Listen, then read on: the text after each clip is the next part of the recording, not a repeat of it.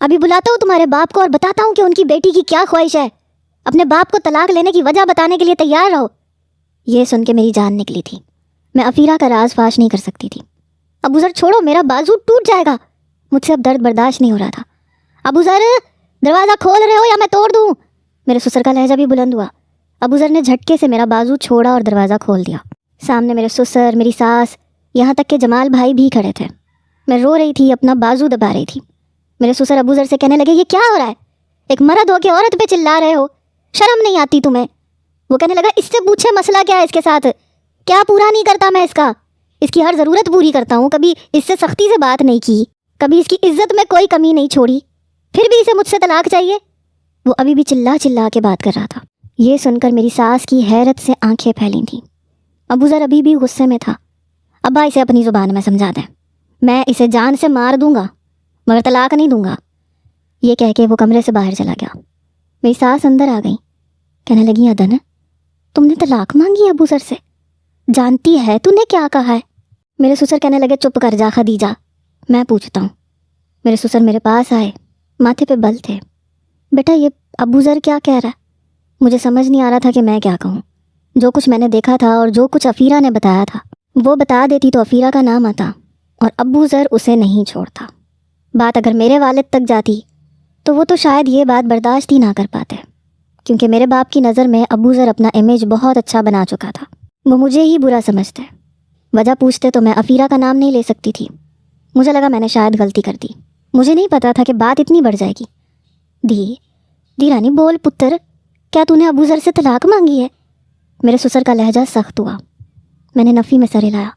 نہیں ابا جی, جھوٹ بول رہا ہے وہ, میں نے طلاق نہیں مانگی. بس جب اسے غصہ آتا ہے تو پھر کچھ نہیں دیکھتا. میں نے اپنا بازو اپنی آستین اوپر کر کے دکھایا. جہاں سے اس نے پکڑا تھا وہ جگہ نیلی ہو گئی تھی. ابھی بھی شدت سے درد ہو رہا تھا. میری ساس یہ دیکھ کے نظریں چرا گئیں. البتہ سسر کو غصہ آیا. جمال بلا کے لاؤ اسے, بچی کے بازو کا کیا حال کیا ہے اس نے؟ اپنی طاقت دکھانے کا اتنا ہی شوق ہے تو مردوں پہ دکھائے, عورتوں پہ زور آزمائی کرنے والے ہیجڑے ہوتے ہیں, ہیجڑے. ابو ذر اندر آیا. میرے سسر کہنے لگے, ادھر آ میرے پاس آ تو. ماتھے پہ بل ڈالے وہ اپنے باپ کے پاس آ کے کھڑا ہو گیا. شرم نہیں آتی بیوی پہ جھوٹا الزام لگاتے ہوئے؟ اس نے اپنے والد کی طرف دیکھا. میں نے کب لگایا؟ کیا الزام لگایا میں نے اس پہ؟ میرے سسر نے کہا, پتر بتا اس کو, کیا تو نے طلاق مانگی تھی؟ میں نے نفی میں سر ہلایا. اس نے مجھے حیرت سے دیکھا. نہیں, میں نے طلاق نہیں مانگی تھی, یہ جھوٹ. میری بات یہیں تک پہنچی تھی کہ وہ بول پڑا. ابا کے سامنے جھوٹ بولنے کی ضرورت نہیں ہے, سمجھی؟ ابا میں سچ کہہ رہا ہوں, اس نے مجھ سے کہا تھا مجھے طلاق دو. میں نے کہا, نہیں ابا جی, میں نے نہیں کہا تھا, جھوٹ بول رہا ہے یہ. وہ مجھے حیرت سے دیکھے جا رہا تھا. میرے سسر کہنے لگے, اس کے بازو کا کیا حال کیا تو نے؟ آج کے بعد میری بچی کو سخت ہاتھ لگانے کی کوشش بھی کی تو یاد رکھنا, میرے ہاتھوں میں ابھی بھی اتنا دم ہے تیرے منہ پہ چپیڑ مار سکوں. ابا میں سچ کہہ رہا ہوں, اس نے مجھ سے. اور چپ کرو, تو کتنا سچا ہے میں جانتا ہوں. یہ میری دھی رانی ہے, طلاق جیسا غلیظ لفظ اپنے منہ سے نہیں نکال سکتی. پھر مجھ سے کہنے لگے, پتر ہمارے ہاں نا طلاق آج تک کسی نے نہ دی ہے نہ کوئی دے گا. ہمارے ہاں بس نکاح ہوتا ہے اور عورت ساری زندگی اسی مرد کے ساتھ نبھاتی ہے, اور اللہ کو طلاق پسند بھی نہیں ہے. یہ لفظ ہمارے گھروں میں بولا ہی نہیں جاتا. مجھے پتہ ہے تو بھی کبھی نہیں بول سکتی, اتنی پیاری دھی رانی ہے تو میری. وہ میرے سر پہ ہاتھ رکھتے ہوئے بولے. ابو ذر مجھے بڑے غصے سے دیکھ رہا تھا. پھر سسر اس کی طرف متوجہ ہوئے. اور تو بڑا شوق ہے تجھے اپنی طاقت دکھانے کا. آج کے بعد میری بچی کو سخت ہاتھ بھی لگایا تو مار کھا لے گا مجھ سے. چل صلح کر بیوی سے.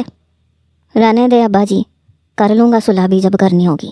میں نے کہا, سوری ابو ذر, اب اپنے سسر کے سامنے مجھے غلط ثابت نہیں ہونا تھا. شرم کر, بیوی سے معافی منگا رہا ہے, چل کر صلح, لگا اسے اپنے ساتھ. یہ سن کے میں 2 قدم پیچھے ہٹی. وہ بھی آگے نہیں بڑھا. ابا کر لوں گا, آپ جا کے آرام کرو. ماتھے پہ بل ڈالے کہہ رہا تھا. ابو ذر تو نے مار نہیں کھانی تو نے مجھ سے, چل میرے سامنے صلح کر. وہ میری طرف بڑھا, اپنا ہاتھ پھیلا کے مجھے بس ذرا سا اپنے ساتھ لگایا. اب لڑنا نہیں ہے تم دونوں نے. میری ساس کہنے لگی, اچھی محبت کی شادی کی ہے تم نے, کتے بلی کی طرح لڑ رہے ہو. تم دونوں سے تو جمال اور نیلم چنگے نکلے, لڑتے تو نہیں ہیں. یہ کہہ کے میری ساس اور سسر کمرے سے باہر نکل گئے.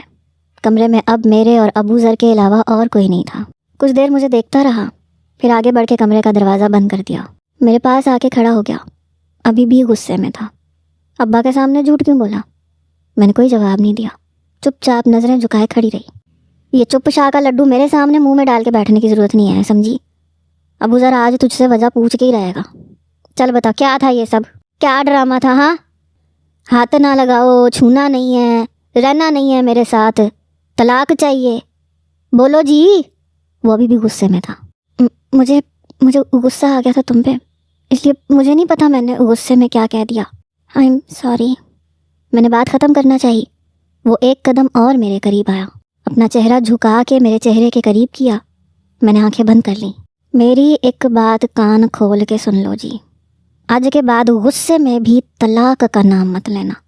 یہ لفظ ہمارے گھر پہ کبھی مردوں کے منہ سے نہیں نکلا، عورت کا تو جی سوال ہی پیدا نہیں ہوتا۔ آئی سمجھ؟ وہ ابھی بھی غصے سے مجھ سے پوچھ رہا تھا۔ میں نے اس بات میں سر ہلا دیا، پھر اپنا تکیہ اٹھا کے وہ صوفے پہ لیٹ گیا۔ میں پھر سے ایک عجیب سی مشکل سے دوچار ہوئی۔ سوچ رہی تھی کہ ایسا کیا کروں کہ ابو ذر کی سچائی بھی سامنے آ جائے اور افیرہ کا نام بھی نہ آئے۔ پھر میرا ذہن اپنے سسرال والوں کی طرف چلا گیا۔ میرے سسر بہت اچھے انسان تھے، انہوں نے مجھے کچھ نہیں کہا تھا، میرے جھوٹ پہ بھی یقین کر لیا تھا، اپنے ہی بیٹے کو ڈانٹتے رہے۔ ساس بھی بس کبھی کبھی منہ سے کچھ نہ کچھ کہہ دیتی تھیں، لیکن زیادہ کچھ نہیں کہتی تھیں، میرا خیال بھی رکھتی تھیں۔ نند بھی باقی نندوں جیسی نہیں تھی، سب اچھا تھا۔ کاش کہ ابو ذر بھی اچھا ہوتا۔ زندگی تو ساری شوہر کے ساتھ ہی گزرتی ہے۔ مجھ جیسی لڑکی جو ساری زندگی ایک شریف انسان کی خواہش کرتی رہی، کیسے کسی ایسے شخص کے ساتھ زندگی شروع کر سکتی ہے جس کا کردار ہر لحاظ سے تھرڈ کلاس ہو؟ جیسے کوئی شریف مرد کسی ایسی عورت کو ہاتھ نہیں لگا سکتا جس کا کردار اس کی نظر میں اچھا نہ ہو، ویسے ہی ایک عورت بھی کسی ایسے مرد کے ساتھ کبھی بھی خوشی سے ایسی کوئی سنگت نہیں کر سکتی جس کا کردار اس کے سامنے ہو۔ میں یہ چیز برداشت ہی نہیں کر پا رہی تھی۔ ساری برائیاں ایک طرف اور غیر عورت سے تعلق ایک طرف۔ میں نے کروٹ بدلی، وہ صوفے پہ بے خبر سو رہا تھا۔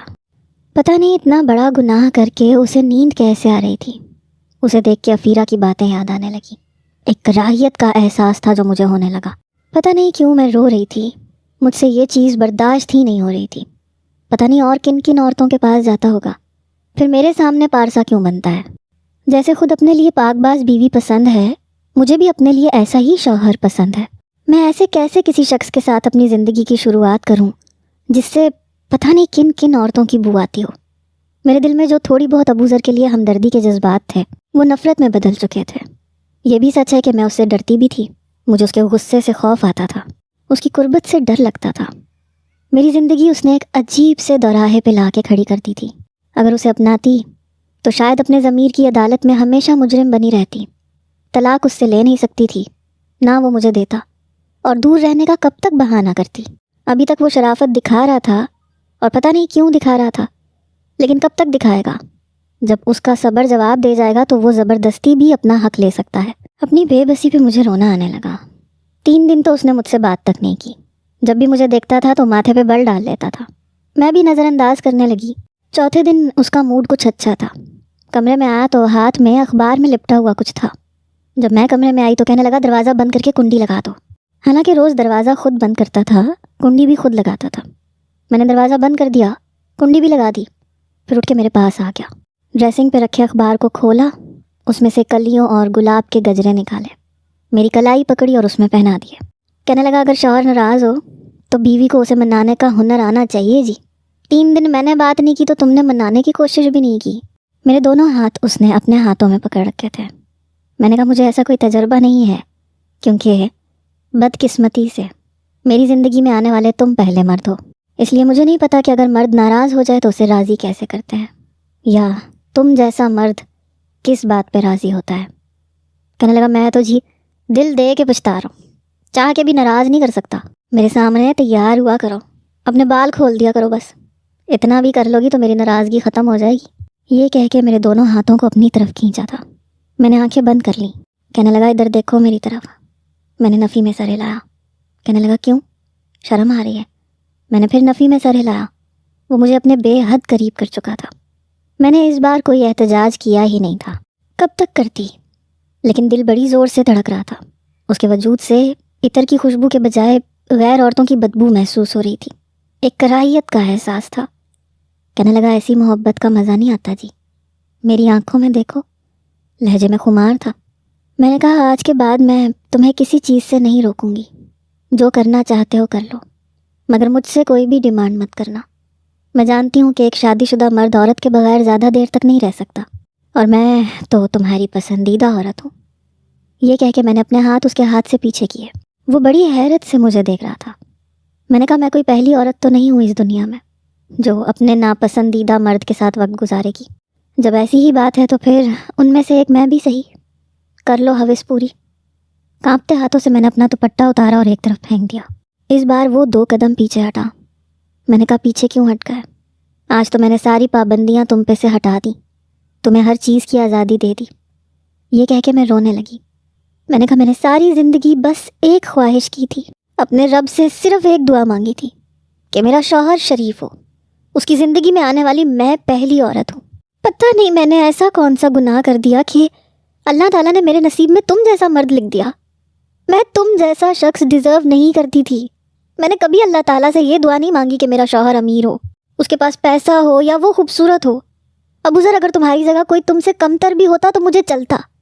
جانتے ہو تمہاری جگہ کوئی سانولی سلونی رنگت کا نوجوان ہوتا تو شاید میں اس سے بھی محبت کر لیتی. اس کا ہاتھ مجھے اپنے ہاتھ میں اتنا برا نہیں لگتا جتنا تمہارا لگتا ہے. تمہاری قربت کا سوچ کے مجھے اپنے وجود سے گھن کا احساس ہوتا ہے. تم مجھے دیکھتے ہو تو مجھے تمہاری نظروں سے گھن آتی ہے. مجھے لگتا ہے میرا سانس رک جائے گا. تم قریب آتے ہو مجھے کراہیت محسوس ہوتی ہے. جانتے ہو اس دن مجھے آگ خود نہیں لگی تھی، میں نے خود لگائی تھی تاکہ تم میرے قریب نہ آ سکو. تمہاری پسند کا لباس مجھے اپنے جسم پہ کسی آگ کی طرح محسوس ہوتا ہے. میں کس اذیت سے گزر رہی ہوں یہ میں جانتی ہوں. مجھے یہاں پہ پل پل کی تکلیف پہنچتی ہے صرف تمہاری وجہ سے. تمہارے ساتھ ایک کمرے میں کس تکلیف میں 2-4 ہوں شاید تم سوچ بھی نہیں سکتے. روز اپنے مرنے کی دعائیں کرتی ہوں، اپنے اس گناہ کو یاد کرنے کی کوشش کرتی ہوں جس کے بدلے میں میرے رب نے تم جیسا شخص میری قسمت میں لکھ دیا. آوارہ، بدماش، بد کردار. میں پھوٹ پھوٹ کے رونے لگی. وہ ساکت کھڑا مجھے یک ٹک دیکھ رہا تھا. میرا صبر جواب دے گیا تھا. میں پھٹ پڑی تھی. ابو ذر تم نے میری زندگی کو سزا بنا کے رکھ دیا ہے. مجھے تمہارے کمرے میں چین نہیں آتا. کمرے میں تم ہوتے ہو تو مجھے ڈر لگتا ہے. مجھے کبھی بھی تمہارے ساتھ تحفظ کا احساس نہیں ہوا. مجھے تم سے خوف آتا ہے، تمہاری قربت سے خوف آتا ہے. میں تم سے اتنی نفرت کرتی ہوں کہ شاید میں نے آج تک کسی سے اتنی نفرت نہیں کی ہوگی. لیکن میں جانتی ہوں تمہیں کوئی فرق نہیں پڑے گا. تم پھر بھی اپنی ہوس مجھ سے ضرور پوری کرو گے. آج تمہیں نہیں روکوں گی. کر لو اپنا شوق پورا، کیونکہ تم جیسے مردوں کو عادت ہوتی ہے جو عورت اچھی لگ جائے جب تک بستر پہ اسے اپنے ساتھ لٹا نہ لو تم لوگوں کو چین نہیں آتا. تمہاری انا کو تسکین نہیں ملے گی. پیچھے کیوں ہٹ گیا ہو نا، میرے قریب آؤ، کر لو اپنا شوق پورا. میں اپنے چہرے پہ ہاتھ رکھ کے پھوٹ پھوٹ کے رونے لگی. گھٹنوں کے بل وہیں زمین پہ بیٹھ گئی. تھک گئی تھی برداشت کرتے کرتے. کچھ دیر بعد وہ میرا دوپٹہ مجھ پہ ڈال کے باہر چلا گیا. میرے کمرے کا دروازہ بند کر کے جا چکا تھا. میں بہت روئی تھی، بے تحاشا روئی تھی. اچانک سے باہر بادل کے گرجنے کی آواز آئی، پھر طوفانی بارش کا شور مچنے لگا. پتہ نہیں روتے روتے مجھے کب نیند آ گئی. صبح اٹھی تو بھی کمرہ خالی تھا. شاید وہ رات بھر کمرے میں نہیں آیا تھا. اچھا تھا کہ نہیں آیا. میں اٹھ کے بیٹھ گئی. گھر میں کوئی بھی ایسا کمرہ تو نہیں تھا جہاں جا کے وہ سو سکتا تھا. پھر وہ کہاں گیا؟ اپنے دل کی ساری بھڑاس اور نفرت میں نکال چکی تھی. پتہ نہیں کیوں اٹھ کے باہر آ گئی. میری نظریں اسے ڈھونڈنے لگیں. لگا تھا کہ جب میں اپنی ساری باتیں اس سے کہہ دوں گی تو شاید مطمئن ہو جاؤں گی، شاید مجھے چین آ جائے گا. لیکن چین نہیں آ رہا تھا. گھر کے صحن میں ایک طرف اس کی جیپ کھڑی رہتی تھی، وہ بھی نہیں تھی. شاید کہیں گیا تھا. اسی وقت میری ساس اٹھ کے باہر آ گئیں. کہنے لگیں بارش نے تو پورا صحن خراب کر دیا. پھر جیپ کی خالی جگہ دیکھ کے کہنے لگیں ابو ذر صبح سویرے سویرے کہاں چلا گیا؟ میں نے کہا پتہ نہیں، میں اٹھی تو کمرے میں نہیں تھا. کہنے لگی اس لڑکے کی بھی مجھے سمجھ نہیں آتی. اچھا میں ذرا نماز پڑھ لوں. وہ جا چکی تھیں. پتہ نہیں کہاں گیا تھا. مجھے اس کی فکر ستائی، لیکن پھر میں نے خود کو جھٹکا کہ جہاں مرضی جائے میری بلا سے. یا تو اسی عورت کے پاس گیا ہوگا جس کے پاس روز جاتا ہے. پھر ایک نفرت کی لہر میرے اندر دوڑ گئی. میں اندر آ گئی، نماز پڑھی اور لیٹ کے سو گئی. وہ پورا دن بھی گھر پہ نہیں تھا. رات کو آیا تو آنکھیں متورم تھیں، بالکل چپ تھا. میری ساس اس کے پاس آ گئیں. کہنے لگی کہاں گئے تھے تم؟ نہ ڈیرے پہ تھے نہ کہیں اور تھے. صبح سویرے سے کہاں گئے تھے بتاؤ مجھے. کہنے لگا اماں ایک کام تھا وہاں گیا تھا. میری ساس کہنے لگی بیوی تک کو نہیں بتایا. کہنے لگا وہ سو رہی تھی، جگانا مناسب نہیں سمجھا، بس اچانک سے فون آ گیا تھا، جانا پڑا. آپ تو جانتی ہیں نا میرا کام ہی ایسا ہے، فون آتا ہے تو جانا پڑتا ہے. میری ساس کہنے لگی اچھا لگتا ہے سویا نہیں ہے تو، کھانا کھا لے آرام کر لے. کہنے لگا بس آرام کرنا چاہتا ہوں. دھیرے دھیرے سے چلتا ہوا کمرے میں چلا گیا. मेरी सास कहने लगी जा पूछ क्या हुआ है उसे, ऐसे चुप चुप तो कभी नहीं होता। मैं जाना नहीं चाहती थी पर अपनी सास के कहने पे मुझे अंदर जाना पड़ा। देखा तो तकिया उठा के सोफे पे लेट चुका था, आंखें बंद कर चुका था। मैं कमरे में आई तो कहने लगा आप बाहर चली जाओ जी, मैं कुछ देर सोना चाहता हूँ। मैंने कमरे की लाइट बंद की और बाहर आ गई। अब वो मुझसे बात नहीं करता था, बहुत खामोश रहने लगा था। एक बार अफीरा आई, कहने लगी 1 महीने बाद मेरी शादी पक्की हो गई अमजद से। मैंने कहा चलो तुम्हें मुबारक हो। कहने लगी तू अबूजर के पास तो नहीं जाती, मेरा मतलब है तेरे करीब आने की कोशिश तो नहीं करता। मैंने कहा मैं उसे कब तक रोक सकती हूँ, दुनिया के सामने उसकी बीवी हूँ, रखेल नहीं कि अपने घर का दरवाज़ा बंद कर दूँ। अफीरा तुम अपने बारे में सोचो तो ज़्यादा बेहतर है। मेरी ज़िंदगी को जहाँ पहुँचना था वो पहुँच गई है, जैसे गुजरनी है ना गुजर जाएगी। मैं पहले जली भुनी बैठी थी, मुझे कुछ भी अच्छा नहीं लग रहा था। मैंने कहा तुम्हारी ज़िंदगी तो शुरू हो रही है ना, तुम्हारी ज़िंदगी में जब अमजद की मोहब्बत आएगी तो अबूज़र का कांटा भी दूर हो जाएगा। मैं उठ के बावर्ची खाने में चली गई। मैंने कहा चाय बनाऊँ तुम्हारे लिए। कहने लगी नहीं मैं बस यही बताने आई थी, मैं वापस जा रही हूँ। वो चली गई। कुछ देर बाद अबूज़र खाने के दौरान अपने वालिद से कहने लगा मैं शायद 1 हफ्ते के लिए दूसरे शहर चला जाऊँ। मेरे ससुर कहने लगे क्यों? कहने लगा बस एक काम है, आपको बता दूंगा। मेरे ससुर कहने लगे तो यहीं बता दो क्या काम है। कहने लगा अब्बा बता तो रहा हूँ, यहाँ औरतों के सामने बात नहीं कर सकता, लेकिन अगले हफ्ते तक चला जाऊँगा। मेरी सास कहने लगी तू वापस कब आएगा, कितने दिन में आएगा? मेरी सास को शायद उससे बहुत ज़्यादा मोहब्बत थी, शायद अपनी माँ का बहुत ज़्यादा लाडला था। वो कुछ देर नज़र नहीं आता था तो मेरी सास बेचैन हो जाती थी। अम्मी जी छोटा बच्चा तो नहीं हूँ ना, बड़ा हो गया हूँ मैं, शायद चंद महीने वापस ना आऊँ, मुझे वहाँ काम है। मेरे ससुर कहने लगे ऐसा कौन सा काम है तुझे, और ये अचानक कौन सा काम पड़ गया? इस महीने के आखिर में अमजद की शादी है, तेरा सर फाड़ देगा अगर तू उसकी शादी में नहीं आया। कहने लगा इतनी हिम्मत कहाँ किसमें कि अबूज़र को कुछ कह सके। मैंने सोच लिया है तो आप जानते हैं कि फिर मैं ज़रूर जाऊँगा। मेरी सास कहने लगी कोई ज़रूरत नहीं है तुझे जाने की, मैं तो तुझे जाने नहीं दूँगी। तुझे 2 घंटे काम से देर हो जाए मेरा दिल ज़ोर ज़ोर से धड़कने लगता है। 2 दिन तू मुझे नज़र ना आए मुझे चैन नहीं आता। तू महीने की बात कर रहा है, कहीं नहीं जाएगा तू। कहने लगा अम्मा कह दिया तो इसका मतलब जाऊँगा, रोकोगी भी तो अबूज़र इस बार नहीं रुकेगा। ये कह के वो उठ के खड़ा हो गया, सीधा कमरे में चला गया। ये इसे क्या हुआ है? मेरी सास मेरे ससुर को देखने लगी। पता नहीं काफ़ी दिन से चुप चुप सा है, डेरे पे भी गायब दिमागी से बैठा रहता है। बात करता हूँ तो यूं चौंक जाता है जैसे पता नहीं क्या सोच रहा हो। मेरी सास को तो फिक्र लाहक हो गई। कहने लगी अदन पुत्र तू पूछ क्या हुआ है उसे। मैंने कहा जी अम्मी मैं पूछ लूँगी। मैंने अपनी सास से तो कह दिया था लेकिन मैंने अबूज़र से कुछ नहीं पूछा। वो बात ही नहीं करता था, बात करने का मौका ही नहीं देता था। मैं कमरे में आती थी तो सोफे पे लेट के करवट बदल के सो चुका होता था। सुबह मेरे उठने से पहले कमरे से बाहर होता था। सुबह जब मैं उठी तो अलमारी से अपने कपड़े निकाल रहा था। मैं उठ के उसके पास आ गई। मैंने कहा कहाँ जा रहे हो तुम? कहने लगा कोई काम आ गया है। आंखें अभी भी मुतवर्रम लग रही थी। मैंने कहा अम्मी जी ने कहा है कि मैं तुम्हें रोकूं। क्यों जा रहे हो? तुम जानते हो वो तुम्हारे बगैर नहीं रहती। कहने लगा अनजाने में बड़ी तकलीफ़ दे दीजिए आपको, इसलिए सोच रहा हूँ यहाँ से चला जाऊँ। अम्मी को तो मैंने चंद महीने का कहा है लेकिन कोशिश करूँगा कि सालों वापस ना आऊँ। ये सुन के पता नहीं मेरे अंदर कुछ हुआ था। मैंने कहा क्या मतलब है तुम्हारा, कहाँ जा रहे हो तुम? कहने लगा कहीं भी चला जाऊँगा जी, मेरा क्या है। मैंने कहा तो तुम्हारे जाने से क्या मेरी तकलीफ़ कम हो जाएगी? कहने लगा मैं नज़र नहीं आऊँगा तो तकलीफ़ तो कम हो जाएगी ना जी। मैंने कहा नहीं, जब तकलीफ़ मिल गई है तो मैं कोशिश करूँगी कि उसी के साथ ज़िंदगी गुजारना सीख जाऊँ। तुम मत जाओ, तुम्हारी अम्मी तुम्हारे बगैर नहीं रहती। मुझे तो जो तुमने तकलीफ़ देनी थी दे दी है, अपनी माँ को तो मत दो। कहने लगा उनको छोड़ो जी, आपकी तकलीफ़ मुझे चैन नहीं लेने देती। मुझे नहीं पता था औरत कभी किसी मर्द से इतनी नफ़रत भी कर सकती है। बेफिक्र रहो जी, अपने अंदर बहुत हौसला पैदा करना जानता हूँ, बहुत जल्दी आपको छोड़ दूंगा जी। उसकी बात पे मुझे हैरत हुई थी। मैंने कहा क्यों छोड़ दोगे? कहने लगा क्योंकि मैं आपके लिए बड़ी तकलीफ़ का बायस हूँ। ये कह के वॉशरूम में चला गया। मेरी सास मुझे बुलाने लगी। मैं बाहर आ गई, नाश्ता बनाने लगी। क्या सच में मुझे आज़ादी मिल जाएगी? हालांकि मैं यही चाहती थी कि वो मुझे छोड़ दे, लेकिन अब पता नहीं क्यों अंदर चैन नहीं था। मुझे खुश होना चाहिए था पर मैं खुश भी नहीं थी। उसके बाद दोबारा उसने मुझसे बात ही नहीं की। चुपचाप आता था, देर तक बाहर बैठा रहता था। मैं सो जाती थी तभी कमरे में आता था। कुछ दिन से मेरे ससुर भी चुप चुप से थे। एक बार रात को 12 बज गए, सब खाना खा के अपने कमरों में जा चुके थे, लेकिन वो अभी तक नहीं आया था। पता नहीं कहाँ था। मैं अपने कमरे में थी जब अफीरा का फ़ोन आया। कहने लगी अबू ज़र कहाँ है? मैंने कहा पता नहीं, अभी तक घर नहीं आया। कहने लगी हाय मेरे अल्लाह, अभी तक घर क्यों नहीं आया? मैंने कहा अफीरा क्यों, क्या क्या हुआ है? कहने लगी तुझे तो पता है ना वो किस किस्म के काम करता है, जहाँ वो गया था वहाँ बम धमाका हुआ है। ये सुन के मेरी जान निकली। मैंने कहा क्या कह रही हो तुम? तुम्हारा दिमाग तो ठीक है। पता नहीं मुझे क्या हुआ, मैं शदीद बेचैन हुई, बेड पे से खड़ी हो गई। कहने लगी सच कह रही हूँ, दुआ कर वो वापस आ जाए।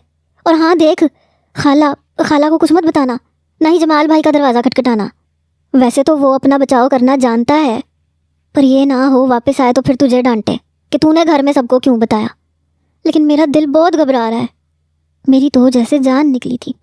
कहने लगी ऐसा कर, तू सहन में जाके खड़ी हो जा, जैसे ही वो घर आए मुझे फ़ोन करके बता देना।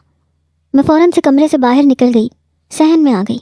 पता नहीं क्यों मुझे लग रहा था मेरी जान निकल जाएगी। उसका उदास उदास सा चेहरा मेरी आंखों के सामने आने लगा। पहली बार मैंने अपने रब से उसकी ज़िंदगी की दुआ मांगी थी। वो मेरे साथ जैसा भी था, अपने माँ बाप का तो बेटा था ना। मैं किसी की मौत की दुआ कभी भी नहीं कर सकती थी। मैं रो रही थी, उसके गुनाहों की माफ़ी मांग रही थी कि उसको किसी की बद्दुआ ना लगी हो, उसे कुछ ना हुआ हो। जब भी कोई गाड़ी गली से गुजरती थी तो मैं दुआ करती थी कि वही हो। मुझे समझ नहीं आ रही थी कि क्या करूं क्या ना करूं। कभी दिल चाहा कि सबको जगा दूं, जमाल भाई से कहूं कि जाके देख के आए अबू ज़र कहाँ है। लेकिन अफीरा की बात ने जैसे मुझे रोक रखा था। तभी मुझे ऐसे लगा जैसे कोई चीज़ मेरी कमर पे लग के नीचे गिरी हो। मैंने पलट के देखा तो कागज़ की बॉल थी, जैसे किसी ने कागज़ लपेट के अंदर को फेंका हो। मैंने वो मुड़ा हुआ कागज़ पकड़ा, जैसे ही खोला तो लिखा हुआ था मैं आपसे बहुत मोहब्बत करता हूँ अदन, आपके बगैर नहीं रह सकता। जब से आपको देखा है मुझे रातों को नींद नहीं आती। मुझे मोहब्बत का जवाब मोहब्बत से चाहिए। चंद रोज़ पहले आपको मैंने कहा भी था कि मेरे बारे में सोचिएगा ज़रूर, और आपने कहा था कि मैं सोच के जवाब दूंगी। देखें, आपका जवाब इनकार नहीं होना चाहिए। मैं आपको इस माहौल से आज़ाद करवा दूंगा। आपका चाहने वाला, आपका आशिक। मुझे समझ नहीं आ रही थी कि ये क्या है। नाम मेरा था, लेकिन मैं किसी को नहीं जानती थी। मैं अभी सोच रही थी जब मेरे हाथ से किसी ने वो कागज़ का टुकड़ा पकड़ा। मैं बुरी तरह से घबराई। पीछे पलट के देखा तो मेरे ससुर खड़े थे, माथे पे बल डाले। मेरी तो गोया जान निकली। कहने लगे यहाँ क्या कर रही हो और ये क्या है? बड़े गुस्से में थे। आज तक मैंने कभी उन्हें इतने गुस्से में नहीं देखा था। मैंने कहा अब्बा जी मैं तो। कहने लगे बकवास बंद करो। वो इतनी ज़ोर से धाड़े कि मैं बुरी तरह से घबरा गई, और घबराहट में वैसे ही मेरे हलक से आवाज़ नहीं निकलती थी। उनकी आवाज़ पे कमरों के दरवाजे खुले। मेरा जेठ, जेठानी, मेरी नंद, मेरी सास तक कमरे से बाहर आ गई। हम दोनों को देख के कहने लगी क्या हुआ अबू ज़र के अब्बा? वो कहने लगे ये बदजात किसी के साथ चक्कर चलाती फिर रही है। फिर कागज़ का टुकड़ा पकड़ा के कहने लगे ये देख। मेरा तो एक रंग आके गुजरा। मुझे तो खुद नहीं पता था कि कौन है ये। जमाल ने वो पर्चा पकड़ा, पढ़ने लगा, माथे पे बल डाल के मुझे देखने लगा। कहने लगा ये क्या है? हमारे घर में रहते हुए, हमारे घर की इज्जत होते हुए तू ये गैर लड़के से चक्कर चला रही है, तुझे शर्म नहीं आई? नीलम ने भी अपने मुंह पे हाथ रखा, हैरत से मुझे देखने लगी। मैंने कहा नहीं नहीं जमाल भाई, मैंने कुछ नहीं किया, मैं खुद नहीं जानती, मैं तो अबू ज़र का इंतज़ार कर रही थी। मेरे ससुर कहने लगे झूठ मत बोल, मैं कितने दिन से तुझे देख रहा हूँ, तू अक्सर सहन में होती है। मैंने कहा अबू ज़र देर से आता है, मैं उसका इंतज़ार करती हूँ, मैं सच कह रही हूँ। मेरी सास ने आगे बढ़ के एक ज़ोरदार थप्पड़ मेरे मुंह पे मारा। कहने लगी शर्म नहीं आई तुझे? मेरे बेटे ने तेरे जाल में फंस के तुझे इज्जत दी, तुझे इस घर की इज्जत बनाया।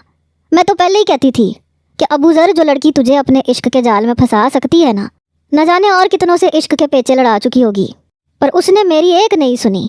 मेरी फूल जैसी बच्ची का दिल दुखा के उसने तुझसे मोहब्बत की, तुझसे शादी की।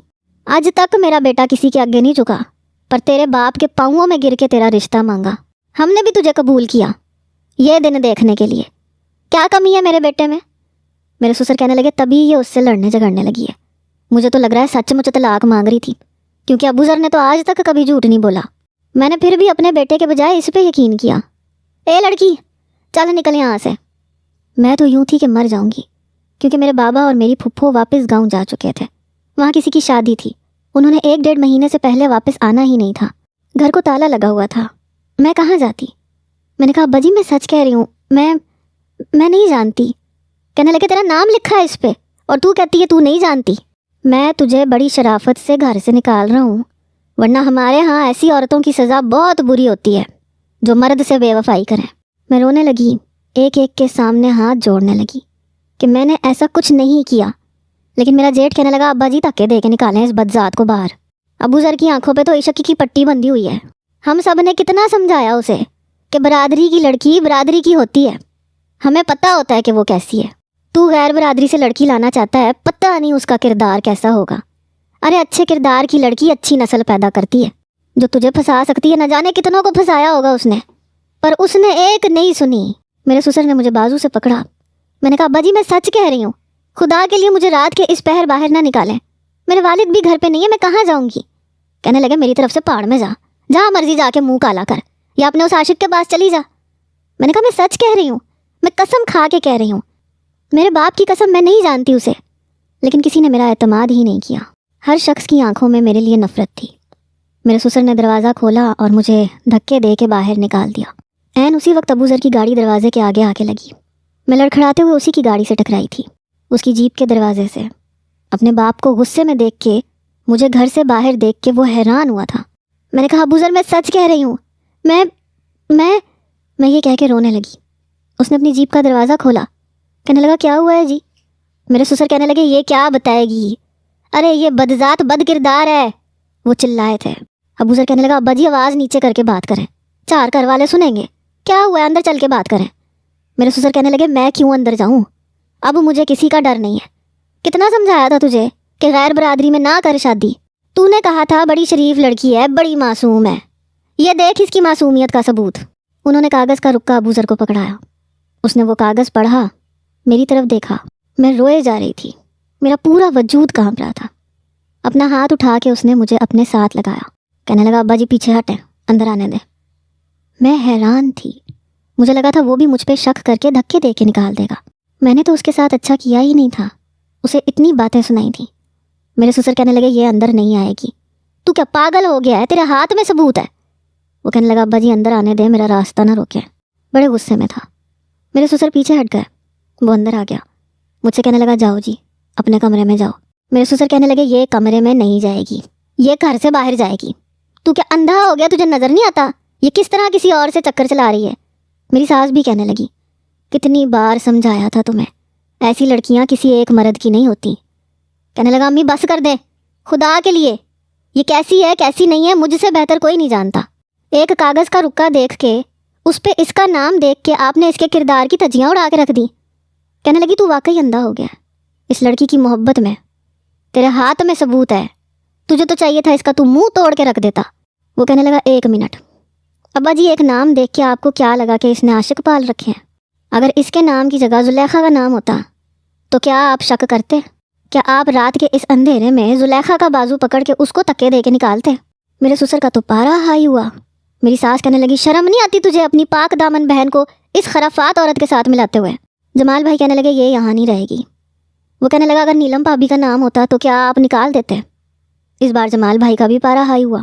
وہ کہنے لگے میری بیوی ایسی نہیں ہے، وہ میری برادری کی ہے، تم ایک غیر لڑکی کے لیے ہم سے الجھ رہے ہو، اپنے باپ سے، اپنی ماں سے، اپنے بھائی سے۔ واقعی تم اس کی محبت میں اندھے ہو چکے ہو، تجھے کچھ نظر نہیں آ رہا۔ کہنے لگا ہاں میں اندھا ہو چکا ہوں۔ جمال بھائی کہنے لگے اے لڑکی چل نکل باہر۔ میں ابو ذر کے ساتھ ہی کھڑی تھی، میں ابو ذر کے بالکل پیچھے جا کے کھڑی ہو گئی۔ کہنے لگے تجھے سنائی نہیں دیتا، نکل یہاں سے باہر ورنہ۔ ابو ذر نے اس کے سینے پہ ہاتھ رکھ کے دھکا دیا۔ کہنے لگا میں زندہ ہوں ابھی، مجھ سے بات کرو جس نے کرنی ہے، خبردار جو میری بیوی پہ کسی نے انگلی بھی اٹھانے کی کوشش کی۔ میں تو یوں تھی کہ کاٹو تو لہو نہ نکلے۔ ابو ذر کہنے لگا جاؤ کمرے میں دیکھتا ہوں تمہیں کون روکتا ہے۔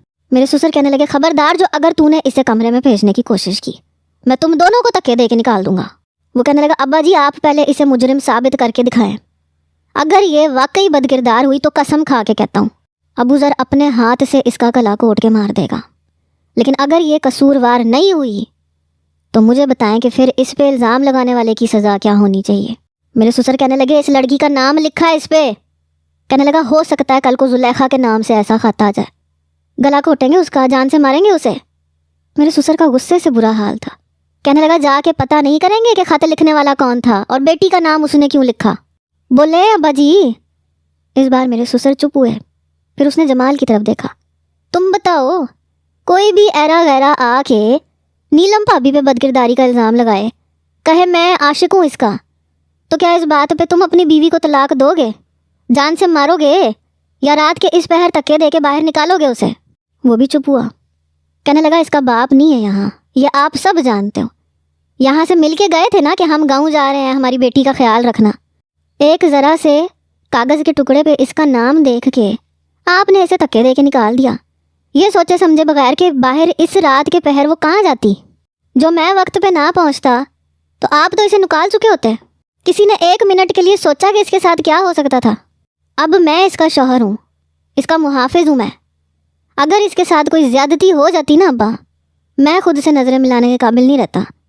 اور اگر یہ بے قصور ثابت ہو جاتی ہے تو اس کی بدکرداری کی وجہ آپ لوگ بنتے ہیں.